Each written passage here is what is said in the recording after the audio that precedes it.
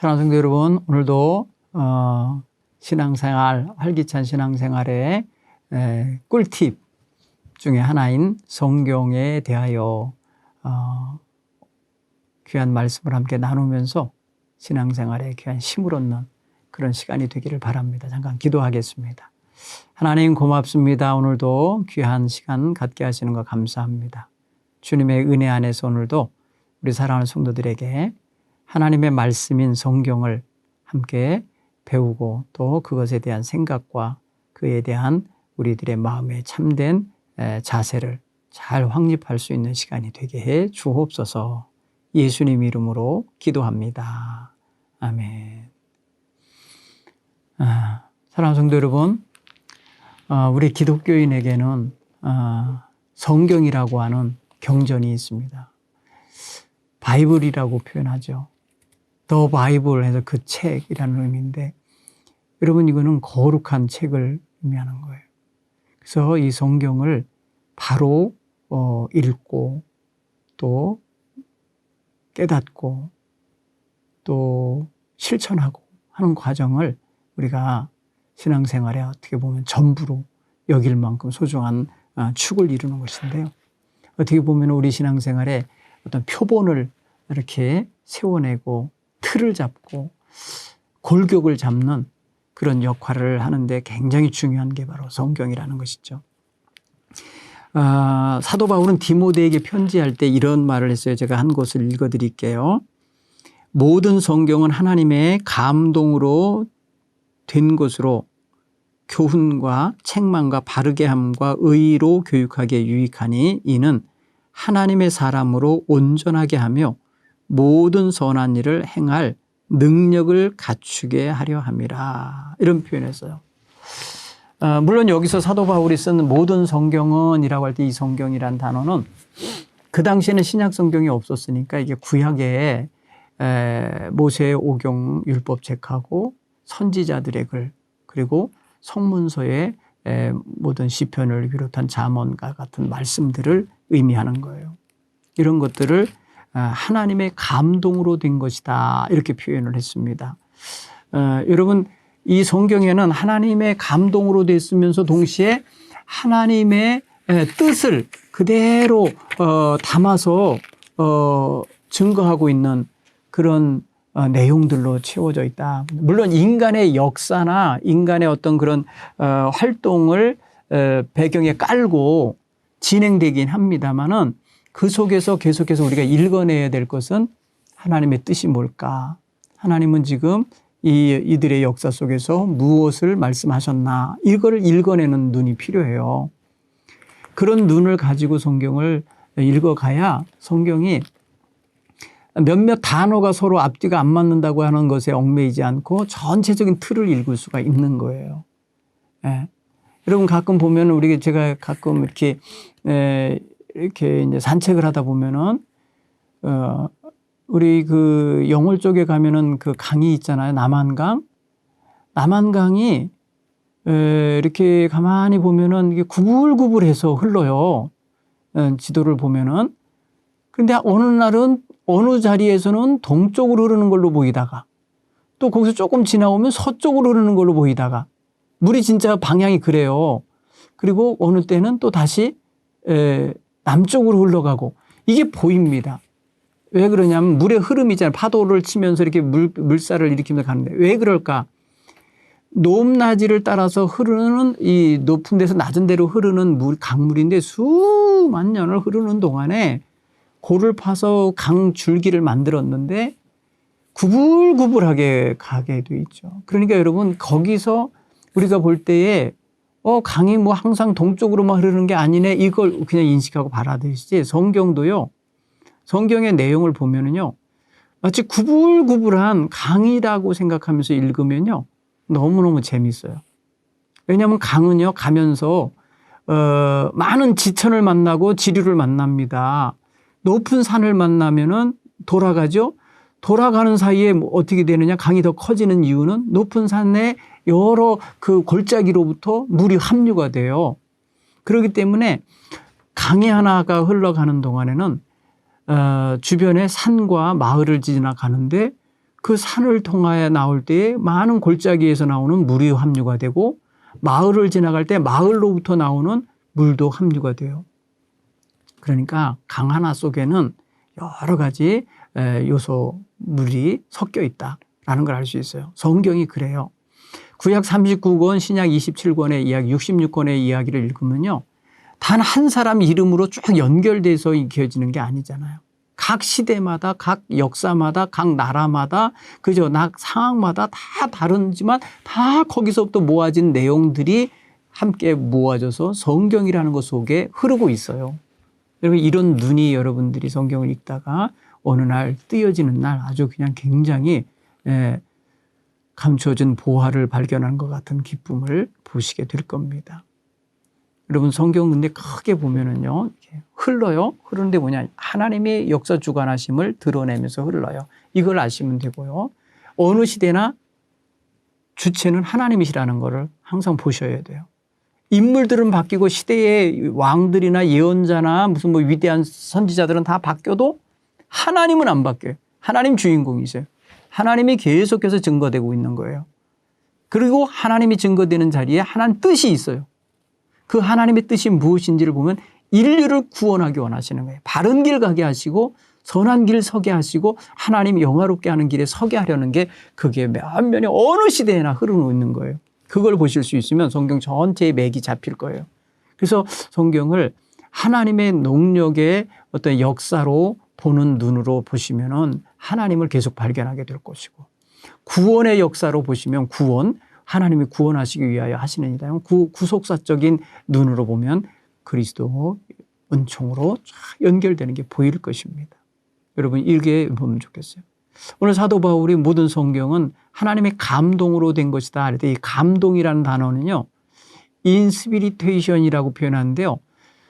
하나님이 부어 넣어주시는 입김이에요. 하나님으로부터 와지는 이 호흡을 불어 넣어줌, 하나님의 영의 힘이 부어진 사람에 의하여 기록된 것이에요. 그 시대는 거의 1800년 기록된 영예요. 보면 1500에서 1800년이라는 긴 기간 동안에 각 시대마다 인물들을 통해서 정리하여 기록된 말씀이다. 이렇게 객관적으로 여러분들이 보실 수 있으면 좋겠어요. 왜냐하면 제일 먼저 모세 오경, 그래서 모세 시대부터 한다는 모세의 시대를 1800년대부터 1500년대 그 어간으로 보기 때문에 우리가 정확하게 몇 년, 몇 월, 며칠이라고 이렇게 말하지 않기 때문에 이거는 우리가 이제 얼추 잡는 개념이지만은 어쨌든 간에 수천 년 동안 우리가 성경을 전수받으면서 읽고 있는데 그 저자가 살던 시대에 하나님께서 그들에게 영감을 주셔서 기록했다라고 하는 것을 아시면 좋겠습니다. 그래서 성경의 총 주제를 보면은요, 총 주제라고 하는 것도 뭐 어디서 그게 그런 단어를 쓴 건 아니지만 제가 이렇게 사용한다고 하면은 예수 그리스도를 통한 구원의 역사, 이것을 증언하고 싶은 거예요. 그래서 구약 성경 전체는 예수 그리스도에게로 클로즈업이 돼요. 모아지고요. 그리고 신약성은 예수 그리스도로부터 시작해서 온 세계로 퍼져가는 그런 구조로 볼 수가 있어요. 그래서 우리의 삶 속에서 지금까지 내려와지는 모든 받아진 그런 하나님의 말씀은 예수 그리스도를 중심으로 해서 읽고 또 이해하고 또 그것을 우리가 마음에 품으면 틀리지 않을 겁니다. 자, 그래서 하나님의 영감으로 되었다라고 하는 성경은 하나님의 호흡을 받은 자, 하나님께서 영의 기운을 넣어주신 스피릿 그러면 영이잖아요. 홀리 스피릿 하면 성령이에요. 근데 거기다 인자가 붙어 있어요. 인스피리테이션 그러면은 이 인이라는 것은 불어 넣어줬다는 의미예요. 들어갔다는 의미예요. 하나님의 영이 사람에게 들어가면 감동함을 얻잖아요. 우리가 성령 체험했다라고 할 때 우리 마음속에나 우리의 영혼에 성령님이 들어오셔서 역사하실 때에 바로 감동이 일어나는 거예요. 영적인 감동이 일어나는 것처럼 그렇게 된다는 거예요. 그러므로 여러분들이 하나님의 거룩한 뜻을 마음속에 잘 품고 살아가는 게 너무나 중요합니다. 자, 그러면 또 이거를 약속이라는 개념으로 또 보는 시각도 있어요. 그러니까 성경의 약속, 하나님께서 구원하시겠다는 약속, 아니면 복을 주시겠다는 약속, 아니면 하나님께서 모든 것을 이끌어 주시겠다는 어떤 그 약속이라는 시각을 가지고 봐도 성경을 이해하는데 좋은 어떤 그 맥을 잡을 수 있는 하나의 뭐랄까 실마리가 될 수 있다. 역사의 주인공이 되시고 역사의 모든 주관자가 되시는 분이 하나님이시기 때문에 천지 창조 이후부터 다시 계시록의 마지막 다시 오시리라고 하며 최후 심판의 이야기를 하시는데 그 보면은 하나님이 이리 하리라 저리 하리라 하시는 그 약속들이 있어요.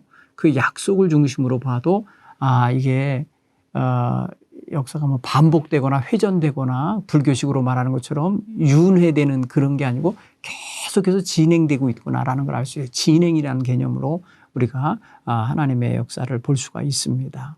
그래서 에레미야는 그래서 33장 2절에 이 일을 행하시는 여호와 그것을 만들며 성취하시는 여호와 그 이름을 여호와라 하는 이가 이같이 말씀하시니라 하는데 거기에 역사를 주관하시는 분이라는 걸 의미하는 거겠죠.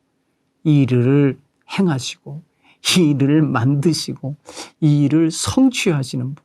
주관자예요. 주관자. 자, 그리고 여러분 성경은요.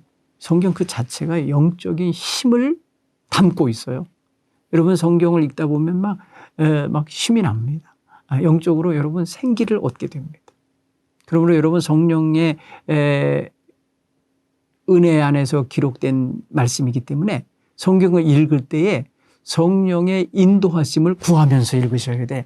그래서 성경을 펼쳐놓고 읽으시기 시작하기 전에 성령님 이 말씀 당신의 영감에 의하여 기록된 말씀이니 저로 하여금 성령님 읽을 때에 깨닫게 해주시고 감화 감동함을 얻게 해주옵소서 하고 성령님께 의지하며 기도하시면서 성령님의 인도하심을 구하시기 바라요.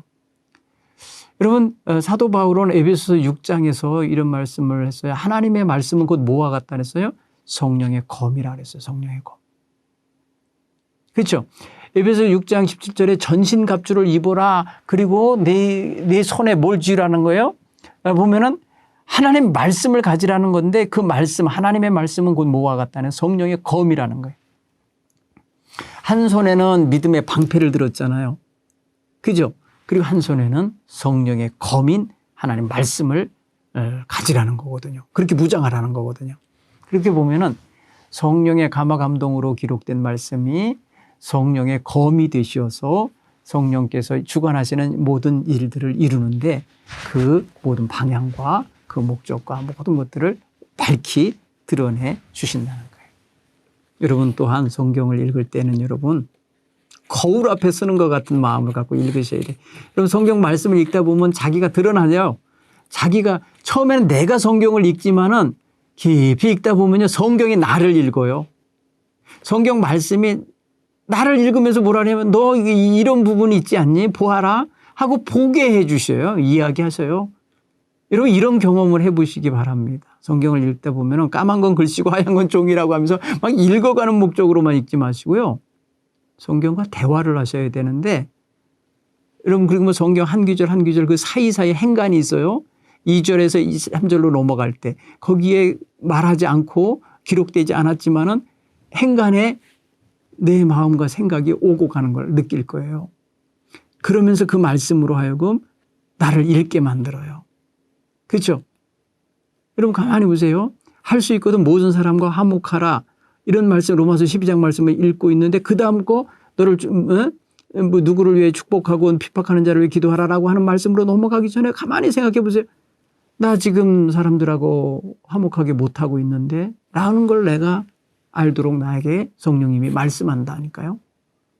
그런 경험을 여러분 거울 앞에서 서 있는 사람처럼 남의 흉을 보고 남의 얼굴에 뭐 묻었느니 뭐니 이러느니 말하는 이런 사람은 자기를 못 보고 있는 사람일 수 있어요. 그러니까 자기를 보게 만들어주는 성경을 여러분 가까이 해야 되는 거예요.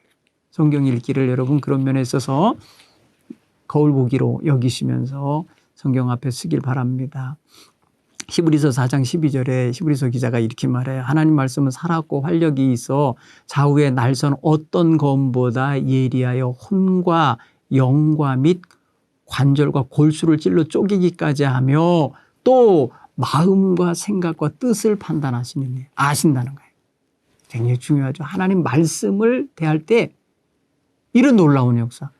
영과 혼과 골수, 골수가 뭐예요? 육체 아닙니까? 결국 하나님 말씀은 육체 골수까지 찔러 쪼개게 한다니까 하나님의 말씀으로 병이 고쳐지는 거예요. 그래서 여러분 우리의 삶 속에 그러니까 하나님의 말씀을 받을 때에 내 마음의 생각과 뜻과 의도와 모든 것도 다 판단하시고 분별하시니 그 앞에 설 때마다 거울 앞에 쓴 것 같지 않겠습니까?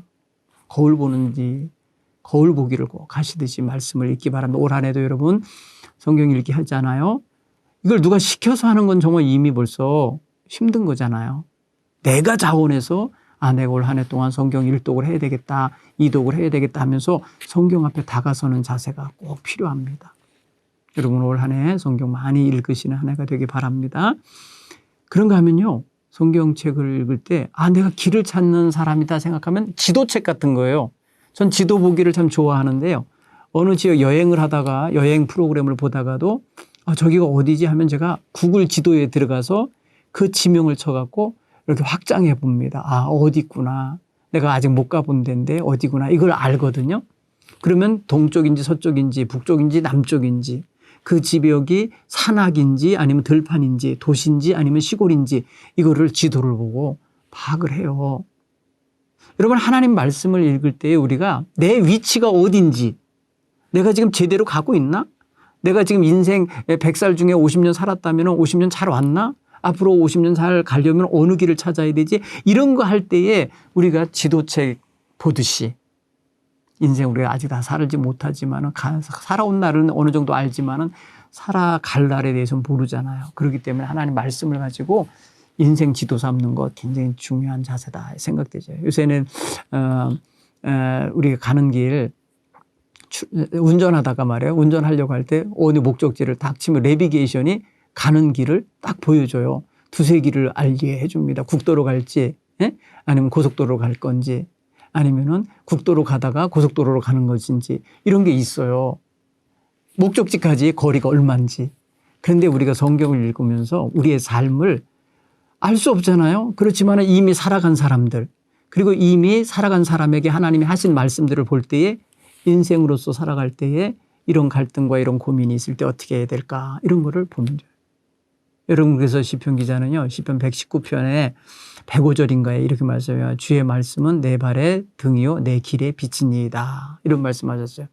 내 발의 등은 내가 들고 가는 거잖아요. 멀리 안 가요. 멀리 비춰지지 않아요. 그 등은. 그래서 내 발등을 내가 그다음 할 때 할 수 있어요. 그러니까 이 단거리 좁은 거리를 비추는 말씀으로도 사용할 수 있지만 등불로 내 길에 비치니다. 그러니까 내 가는 길에 쫙 비추고 가는 거 아닙니까? 그러니까 매 순간 내가 가는 곳마다 항상 말씀을 가지고 붙잡고 가면 내가 빛 가운데 가는 거죠. 그런 면에서 여러분 항상 지도책 찾듯이 지도 보듯이 하나님 말씀을 보시면 좋겠어요. 그런가 하면요. 성경 말씀을 잘 읽다 보면 내가 모르던 것을 내가 고민하던 것을 알게 하는 무슨 정답 같은 이렇게 답안지 같은 역할을 해 줍니다. 여러분 우리는 어차피 이렇게 살든 저렇게 살든 자기의 삶을 자기가 살아내는데 지혜로운 사람은 다른 사람의 삶을 참고해요. 그렇죠? 그래서 내가 저런 전철을 밟지 말아야겠다. 이래서 부모님이 간 길을 자식이 그대로 따라가는 집도 있지만은 내가 아버지가 저렇게 했으니까 나는 그러지 말아야지. 이런 게 있잖아요. 그게 뭐예요? 다른 사람의 삶을 참고해 갖고 나에게 좋은 걸 받아들이라는 자세가 있듯이 우리가 성경을 읽다 보면 인생을 살아가는 수많은 사람 이야기가 나와요. 여러 성경에 등장하는 인물이 얼마나 많습니까? 그런 사람들에 대하여 우리가 성경을 보면서 인생을 살아갈 때 저 사람의 저런 좋은 점을 내가 취하고 저 사람의 저 나쁜 점은 내가 버려야 되겠다. 이러면서 말이야 아직은 안 살았어도 그렇게 해나갈 수 있잖아요. 그렇죠. 그런 면에 있어서 인생에 좋은 안내서 내지는 답안지를 얻을 수가 있는 것이다. 그런 면에서 여러분 요한계시록에 이런 말씀이 1장 3절에 이 예언의 말씀을 읽는 자와 듣는 자와 그 가운데에 기록된 것을 지키는 자는 복이 있다. 이런 표현을 썼어요. 그러니까 여러분 읽어야 돼요. 들어야 돼요. 그리고 읽고 듣고 깨달아야 되죠. 깨달은 대로 지켜 행해야 돼요. 이게 우리 신앙생활에 있어서 굉장히 중요한 겁니다. 그렇게 될 때 어떻게 돼요? 엄청난 능력을 얻습니다. 여러분 성경을 읽을 때 능력을 얻어요. 어떤 능력이 있을까? 여러분 새로운 일을 이루어낼 수 있는 창조의 능력 같은 거 얻습니다. 여러분 예를 들어서 작가들이나 뭐 이런 사람들이 성경 읽다가요. 기가 막힌 영감을 얻어서 그렇게 해서 멋진 작품들을 씁니다. 네. 그런가 하면요. 시를 쓰거나 또 여러 가지 창조적인 자기의 새로운 역사를 이루는데 성경을 읽다가 여러분 종교개혁에 이 힘을 얻은 사람이 루터입니다. 루터가 그가 말입니다. 수도원에서 고행을 하면서 하나님의 진리의 말씀을 깨닫기 위해 원하고 있는데 어느 날 탑에 들어갔어요. 다 문 걸어 잠그고 금식하면서 탑에 들어가서 하나님의 말씀을 볼 때에 하나님의 말씀에 비추어 볼 때 당시에 가톨릭이 엄청난 죄 가운데 빠졌다는 걸 알았어요. 하나님 말씀에 빗나가 있다는 걸 알았어요. 그래서 그 하나님의 말씀을 가지고 여러분 그 당시에 막 뭐랄까요 그 베드로 대성당인가 거기 짓느라고 말입니다. 면죄부를 팔고 막 그랬어요. 그래서 면죄부 티켓을 돈 주고 사면은 죽은 자의 영혼이 지옥에서 연옥으로 가고 연옥에 있던 사람이 천국에 가고 뭐 이런 식의 가고 장사를 했어요. 구원 장사를. 이게 아닌데 성경을 읽다 보니까 의인은 믿음으로 말미암아 살리라. 로마서 1장 17절 말씀 딱 보고 너무너무 귀한 깨달음을 얻었어요. 그리고요. 그는요. 종교개혁을 시작한 거예요. 이건 아니다. 여러분 새로운 역사를 만들어내는 거예요. 하나님 말씀을 통해서 발품별한 거예요. 요한 웨슬레 목사님은요. 별명이 뭔지 아세요? 한 책의 사람이다. 이러면서 한 책의 사람. 오직 책 하나. 그게 뭐예요? 성경책이에요. 여러분 성경책을 얼마나 그냥 닳도록 읽고 그 말씀을 연구하고 그 말씀을 통하여서 자신의 삶의 방향을 잡았는지요. 나중에는 자기 삶의 방향만 잡은 게 아니라 영국 사회를 바로잡습니다. 당시에 여러분 산업혁명이 일어나갖고 많은 사람들이 말입니다. 실업자가 되고 폐인이 되고 그냥 막 버림당하고 지저분한 삶을 살고 엉망이 됐었어요. 왜냐하면 공장에서 다 쫓겨나서 기계가 다 산업혁명이 일어나서 기계가 일을 하니까 일자리가 없으니까 사람들이 말해요. 정말 많이 실업자들의 어떤 엉망된 삶이 있었고 그러다 보니까 못 살겠다고 막 자본가들은 살만한데 사업자들은 살만한데 일반 노동자들이나 서민들은요 죽을 맛이었던 거예요. 사회가 엉망이 돼가고 정말 큰일 나게 생겼을 때에 그들의 정신을 바로잡고 가진 자들로 하여금 회개하게 하고 그래서 사회를 바로잡는 역할을 하는데 앞장서는 성령운동을 하는데 바로 하나님의 말씀을 통하여서 성령의 역사를 체험하면서 합니다. 그가 어느 날 올더스게이시라고 하는 곳에 그 모라비아니들이 모여서 집회하는 데 참석했다가 성령의 큰 감화감동함을 얻어요. 그래서 예수 그리스도가 자기의 구세주임을 고백하는 그런 경험을 하게 돼요. 그래갖고 예수님을 발견하게 되죠. 예수님에 대한 참된 신앙 고백을 하게 되면서 그는요 놀라운 변혁자로 변하는 거예요. 그래서 감리교 운동이 그래서 신앙대에 일어난 겁니다. 여러분 또 하나님의 말씀은요. 생명을 살려내는 능력이 있어요. 그러니까 성경을 읽다 보면요. 죽어가던 영혼도 살아나고요. 피폐하여 타락하고 망가지던 인생도 바른 길을 가요. 여러분 그래서 교도소에 꼭 집어넣어 주는 게 성경책이에요. 성경책이 그들에게 들어가서 그들로 하여금 오직 자유롭게 읽을 수 있는 책이 그거거든요. 그러면 그 책을 읽으면서 내가 잘못 살았구나. 내가 그러지 말아야지 하면서 개과천선되는 사람이 참 많습니다. 그래서 교도소에서 세례받고 나오는 사람 많습니다. 군대에도 또 넣어주는 게 있어요. 성경책에. 외국에 가면은 호텔마다 그 서랍에 보면은 성경책이 다 들어있어요. 여러분 성경은요. 사람을 살려내는 능력이 있어요. 어떤 사람이 그래서요, 자살하려고 하다가, 홀로, 하려고 하다가 성경책이 그 호텔에 있는 걸 보고 그걸 읽다가, 내가 자살할 게 아니라 새롭게 살아봐야겠구나. 이렇게 살아본 적이 없는데 이거 말씀대로 한번 살아봐야겠다 해갖고 살아난 사람도 많다는 거예요. 여러분 오늘 우리는요. 하나님의 말씀을 생명을 살리는 능력의 말씀으로 읽을 줄 알아야 돼요. 그런가 하면요. 하나님의 말씀을 읽다 보면 수많은 기적과 역사를 경험하게 되고요. 보게 됩니다. 여러분 성경의 말씀대로 행하여서 하나님 말씀대로 행하여서 얻어내는 많은 이적과 기사가 있지 않습니까? 물론 천지 창조 자체가 하나님 말씀으로 이루어졌어요. 그렇죠? 그다음에 모든 족장들이 말이에요. 아브라함을 위시하여 그 자손들이 하나님의 말씀에서 약속을 받고 살아냈을 때에 그 약속의 말씀대로 다 이루어지는 기적 같은 체험들을 다 하고 살았죠. 그런가 하면 여호수아 같이 이제 출애굽한 백성들을 데리고 나왔을 때에 하나님의 말씀대로 순종하지 않아요. 도대체 가당치도 않은 것 같은 그 여리고성 점령하는 작업 보세요. 하루에 한 바퀴씩 돌아라. 그리고 뭐 7번째 날은 7번 돌아라. 그리고 외쳐라. 여러분 이게 군사작전으로서 일반적이지 않잖아요. 그러나 하나님의 말씀임을 믿고 그 명령대로 수행했을 때에 그가 여리고 정복하는 이런 체험하잖아요. 하나님 말씀대로 일해서. 여러분 무슨 그들이 무슨 뭐 머리 쓰고 군사력 동원하고 무기 써서 된 게 아니란 말이에요. 이런 역사들이 성경은 증언하고 있어요. 그런가 하면 예수님의 말씀에 의지하여 그물을 내리라고 했을 때에 밤새도록 실패했던 베드로가 예수님의 말씀대로 그물을 내리다. 당신의 말씀 의지해서 내가 그물을 내리겠습니다. 이렇게 말씀해갖고 말씀에 순종해갖고 내렸을 때에 그물이 찢어질 만큼 배가 가라앉을 만큼 많은 고기를 잡았다고 누가복음 5장 1절로 8절의 말씀을 보면 나오잖아요. 뭐예요? 하나님의 말씀, 주님의 말씀은 기적의 역사, 능력의 역사도 동반되어서 함께 따른다는 걸 우리가 깨닫고 살아가야 되겠습니다. 그러면 성경을 이제 어떻게 이제 가까이 대할까? 여러분 사랑하는 사람에게 받는 편지가 있다. 요즘에는 편지들을 잘 안 쓰는데 저도 편지를 많이 받아봤습니다. 저희 아내랑 결혼하기 전에 매일 편지를 한 통씩 받았는데 나중에 보니까 박스로 하나가 되더라고요. 그런데 여러분 사랑의 편지는요. 늘 여러분 귀하게 여겨지잖아요. 읽고 또 읽잖아요. 사랑하는 자의 마음이 그대로 담겨오니까. 이게 성경을요, 사랑의 편지라고 여기면서 읽으면요, 재미있어요. 나를 사랑하시는 하나님의 말씀이구나, 이렇게. 그렇게 읽으시기 바랍니다.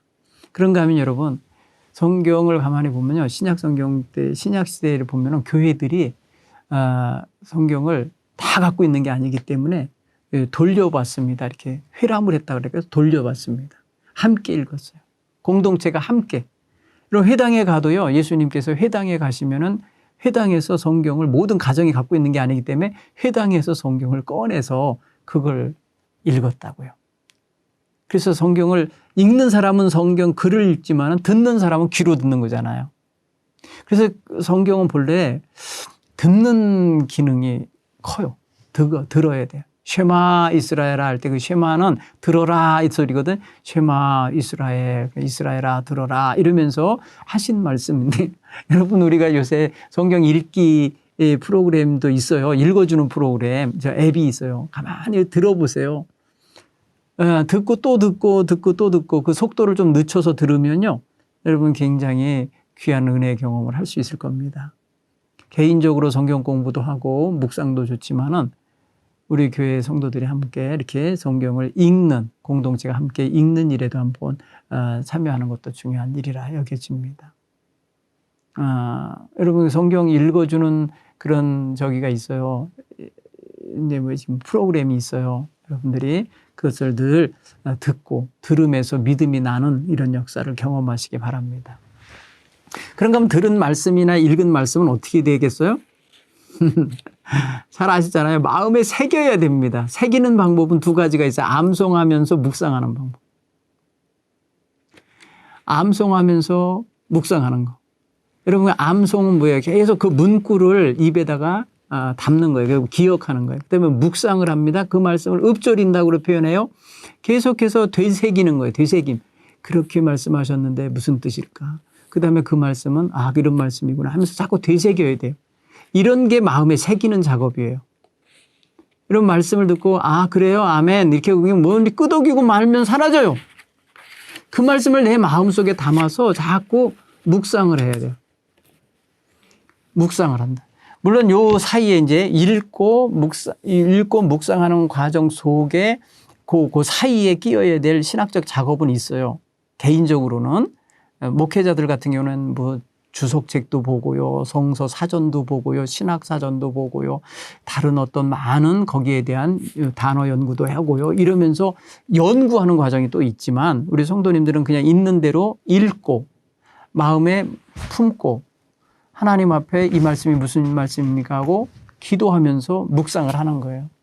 그 묵상하는 생활이 계속해서 이렇게 쌓이면요, 놀라운 그 말씀이 말씀을 해석하는 걸 경험하게 돼요. 그렇게 경험을 하다 보면은요, 너무 큰 은혜가 되죠. 무엇보다 더 중요한 건요, 성경 말씀을 읽고 듣고 암송하고 묵상하는 걸로 끝내지 말고 실천해야 돼요. 말씀은 삶의 기록이 되도록 삶 속에 담아가는 생활이 필요합니다. 그래서 하나님의 말씀을 마음속에 새기고 그것이 삶 속에 실천되도록 살아가는 데까지 가야 될 거예요.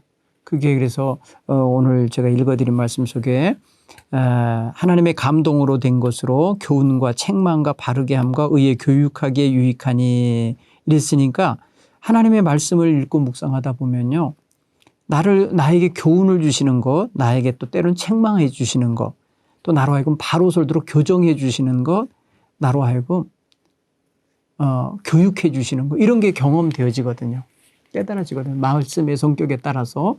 그러니까 그거에 맞춰서 여러분들이 응답을 해야 돼요. 교정하라고 가르쳐 주시는 거면 교정해야 되고, 책망하시는 거면 책망을 들어야 되고, 예, 알겠습니다, 목사님. 예, 알겠습니다, 하나님. 하면서 여러분 그 말씀에 다가서야 될 줄 믿습니다. 그런데 여러분 성경을 여기서 항상 중요하게 되는 게 뭐냐면 개인적인 성향에 따라서 정치적인 성향에 따라서 오용하거나 그릇된 해석을 하거나 잘못된 길로 성경을 적용해 가는 걸 경계하셔야 돼요. 이거 굉장히 중요한 겁니다. 성경을 여러분이 읽으실 때에. 그래서 아무 근거도 없이 말입니다, 그렇게 말해주는 걸 듣는 사람들이 있어요. 그럴 때는 여러분 차라리 목회자들한테 전화하셔서 이게 무슨 뜻인지 알게 해주세요 하면서 묻는 게 낫지, 여러분 전혀 알지 못하는 사람들의 가르침에 그냥 빠지면 잘못하면 그게 이단에 빠지는 겁니다. 여러분 조심하시기 바랍니다. 자, 이제 성경을 읽으면 여러분 유익한 게 많습니다. 여러분 구원의 확신과 감격이 더 온전해집니다. 성경을 읽다 보면 여러분 믿음이 더 어떻게 공고해진다고요. 여러분 믿음이 성경을 읽을수록 더 든든해져 가는 그런 경험을 여러분들이 올 한 해 해보시기를 간절히 바랍니다. 성경이 단단해져요. 구원의 확신과 감격이 넘치기 때문에 여러분 누가 뭐 이러니 저러니 말하는데 현혹되거나 흔들리지 않습니다. 그래서 성경을 잘 읽고 듣고 또 묵상하고 실천하는 가운데 여러분 믿음이 더 든든하고 견실한 믿음이 되기를 바랍니다. 또한 영적인 성장이 이루어집니다. 그리고 하나님 말씀을 들을 때 자기가 잘하는 거를, 물론 몸은 늙어가는 거죠. 해마다 더 늙어가고 약해져 가는 거지만은 내 속사람은 날로 새로워지는다고요. 그럴 때에 겉사람은 후패하나 속사람은 날로 새로워지는 역사를 위하여 필요한 영양분 그리고 양식으로서의 역할을 해주는 게 하나님 말씀이에요. 그래서 날마다 신앙 성장이 일어납니다. 그래서 말씀에 근거한 신앙 성장이 일어나야 돼요. 말씀이 없이 그냥 자기 체험으로 아니면 뭐 어떤 그 주워 들은 어떤 상식으로 신앙 성장을 한다면 위험합니다. 네. 하나님의 말씀은 절대적인 권위가 있잖아요. 안내서로서, 거울로서, 또 어떤 지도책과 같은 그런 모습으로서 어떤 권위 있는 것인데 이 사람 저 사람 개인적인 체험을 하거나 아니면 어떤 그 상식적인 어떤 쪼가리 지식 가지고 여러분을 주관하게 하셔서는 안 됩니다. 항상 바른 신앙, 바른 신학 그리고 바른 성경 해석을 바탕으로 여러분이 성경에 접근하셔야 돼요. 그래서 영적인 성장이 건강하게 바르게 성장되어야 됩니다. 여러분 그래서 그런 면에 있어서 베드로전서인가요? 베드로전서 2장 2절에는 그래서 베드로 사도가 그렇게 말합니다. 마치 갓난아기가 젖을 사모하듯이 하나님 말씀을 사모하라는 거예요. 그래서 갓난아기들 같이 순전하고 신령한 젖을 사모하라. 이는 그로 말미암아 너희로 구원에 이르도록 자라게 하려 함이라. 자라게 한다. 하나님의 말씀을 읽을 때 영적인 성장이 일어나니까 정말 갓난아기가 젖을 사모하듯이 하는 자세로 사모하는 마음으로 말씀을 상고하시길 부탁을 드립니다. 그런가 하면 하나님의 말씀을 읽고 의지하며 살다 보면요, 바른 신앙생활을 할 수 있어요. 바른 삶. 여러분, 신앙이 바르면 생활도 발라요. 이거 무슨 뜻인지 알겠죠? 신앙이 바른데 여러분 생활이 왜곡될 수 있습니까? 하나님을 사랑하고 부모를 공경하는 게 말씀이잖아요. 그 말씀대로 사는데 부모에게 불효하는 자식이 나오면 되겠어요? 이건 뭔가 여러분 잘못된 거죠. 그러므로 바른 신앙을 가진 사람은 성경을 바르게 읽고 바르게 해석하고 바르게 따르기 때문에 생활도 바르게 되는 거예요. 그러면 성경 말씀을 여러분들이 읽을 때에 항상 오늘 하나님의 말씀을 읽는 사람에게 하나님의 사람을 온전케 하려 함이라 그랬잖아요. 디모데후서 3장 17절에 이는 하나님의 사람으로 온전하게 하며 모든 선한 일을 행할 능력을 갖추게 하려 함이라. 모든 성경은 하나님의 감동으로 된 건데 이 감동으로 된 성경을 읽고 묵상하고 이 말씀대로 살아갈 때에 하나님의 사람이 온전하게 세워진다는 거예요. 여러분은 다 하나님의 귀한 자녀입니다. 대학 교육을 받았기 때문에 바르게 되는 게 아니라 하나님의 말씀으로 양육받으셨기 때문에 바르고 온전한 신앙생활을 하고 사회생활을 하게 될 줄 믿습니다. 신앙생활을 통해서 여러분의 인격도 새로워지시고 여러분의 영성도 바르게 되시고 여러분의 대인관계, 인간관계도 정말 아름답고 화평하게 이루어지고 세상사 분별력과 직관력과 통찰력 같은 것도 하나님의 말씀을 통하여서 얻게 되기 바랍니다. 여러분 무엇을 어떻게 보느냐 그 가치관이 굉장히 중요한데 그 가치관을 바르게 잡아주는 게 하나님 말씀이에요. 그럼으로써 그것을 바탕으로 살아가는 삶은 더더욱 그래서 하나님의 백성의 모습으로 증명하고 드러내는 그런 통로가 될 겁니다. 그런가 하면 여러분 성경을 읽다 보면 영적인 승리자가 될 수 있는 승리의 키를 발견하게 됩니다. 성경은 영적인 승리자들이 되게 만들어요. 그러면 하나님의 말씀으로 전신갑주를 입은 사람이 성령의 검으로서 들고 있는 그 말씀이 우리라고 결국 적을 공격하고 적을 상대할 때의 능력으로 작용할 겁니다. 예수님이 40일 금식 기도하고 나서 사단에게 시험 당할 때 다 그 하나님 말씀에 성령의 검으로서 다 잘라냈습니다. 끊어냈습니다. 여러분 우리가 그런 면에 있어서 하나님의 말씀으로 우리가 승리자가 되시는 이런 역사가 있기를 바랍니다. 이렇게 될 때 결국에는 어떻게 해요? 인생이 성공적이고 가치 있는 삶을 살아내는 결과가 오는 거예요. 결국 뭐예요? 하나님 말씀을 바탕으로 살아내는 삶을 가지고 가치 있고 성공적인 인생을 살아서 후회하지 않고 살아가게 되는 거죠. 여러분 그게 굉장히 중요합니다. 오늘 하나님의 말씀 성경에 대해서 함께 공부했는데요. 여러분 올 한 해 동안 하나님 말씀을 아주 깊이 잘 상고하시면서 살아가시는 한 해가 되기를 바랍니다. 다음 시간에는 기도에 대해서 함께 공부하도록 하겠습니다. 기도하겠습니다. 하나님 고맙습니다. 오늘도 우리에게 귀한 날, 귀한 시간 주셔서 감사합니다. 하나님의 거룩하신 은혜와 사랑을 통해서 새날 새로운 어떤 생각과 또 하나님 그런 언행을 갖고 살아가려고 이 시간도 하나님 말씀으로 다져졌습니다. 하나님 우리의 생활에 하나님 말씀으로 적용되어져서 정말 승리하는 삶, 성공적인 삶, 가치 있는 삶이 되고 또 향기롭고 빛이 나는 삶이 되게 인도해 주옵소서. 예수님 이름으로 기도합니다. 아멘.